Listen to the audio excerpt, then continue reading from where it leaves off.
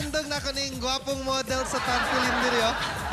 Ay, hindi lang murag mas gwapo man na nasa streamer. Sana naging streamer ka na lang. Kini? Mura naman ko ni mo gisulti na streamer-genic or tarpaulin-genic ko ano.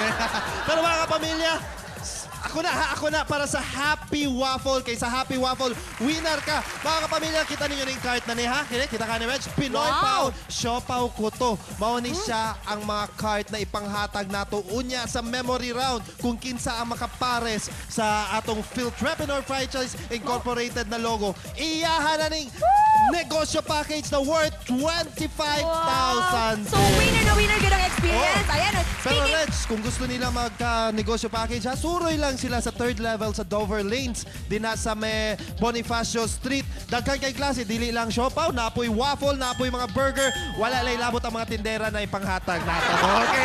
Okay! Philtrepreneur Franchise Incorporated.